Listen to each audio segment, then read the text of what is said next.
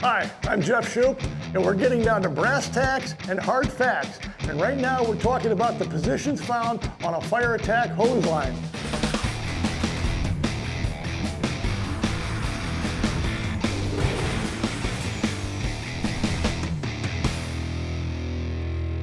First position we're going to discuss is that of the nozzle man. The nozzle man has a lot of responsibility in that he has to have this line bled and he has to have it ready to go when we run up against fire. He also has to employ the proper nozzle mechanics so he can get the biggest bang for the buck from this stream when he begins fire attack. So nozzle mechanics, proper pressure after being bled, positioning of the hose line within the fire building are critical things that the nozzle man's got to look out for. Let's go over. In this case, our scenario is a fire at the top of the stairs in this two-story structure right here. So the line has been bled off. We're getting in position to start fire attack. Let's go over. Okay. The fire is at the top of the stairs. There's a heavy body of fire showing, so we have our 1 3/4 line with our solid bore 15/16 nozzle. We're going to make full use of this nozzle. So the nozzle man's got everything ready to go, so he's going to start attacking the fire right now, utilizing the reach and the penetration force.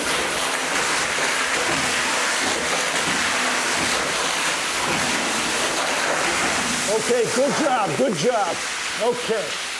After the first hit from the line, the nozzle man shuts down, then moves up several steps to get closer to the fire area. As the nozzle man gets in position for the second hit, what he wants to do is cover as much area as he can by the motion of the nozzle. That includes putting the stream up overhead.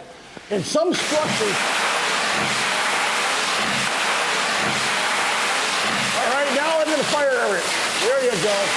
Straight ahead now, straight ahead.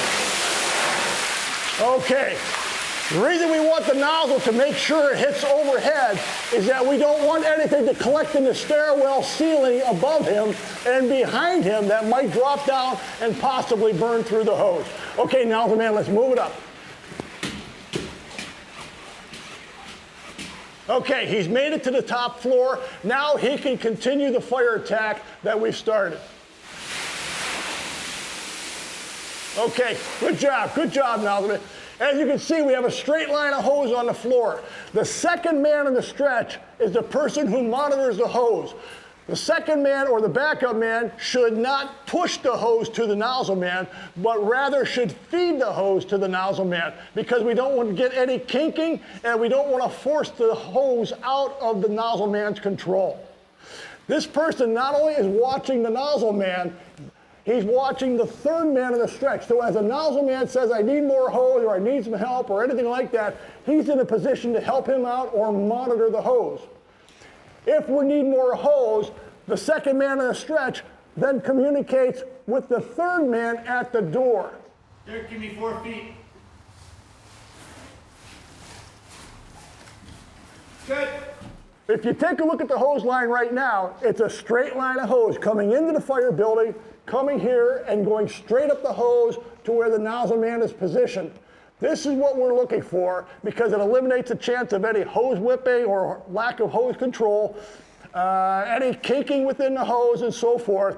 And again, if we have a methodical attack, we should be able to take control of this area so nothing happens to our hose line as the nozzle continues on its advance towards the fire.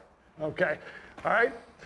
Position of the second man in the stretch is on the outside of the hose bend. You never want to be on the inside because the hose would be coming across your chest. Here, he can watch the hose go up to the attack, or he can see it coming in through the door that way. Okay, let's go see the third person on the stretch. The number 3 man on the stretch is sometimes known as the doorman. His position in the fire ground is at the door or the entranceway to the fire building.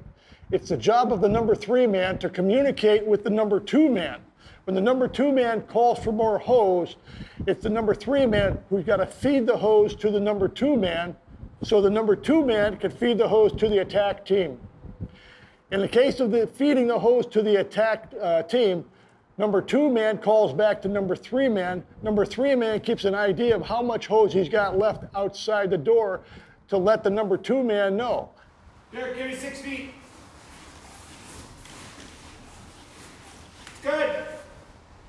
It's a communications process. In some cases, the number 3 man might have to move along the line to go get more hose outside to feed it in. So it's a very important position, maybe not glamorous, but it's an important position nonetheless to help the nozzle get to the fire. There's an old adage in the American Fire Service, and it goes something like this: as the first line goes, so goes the fire.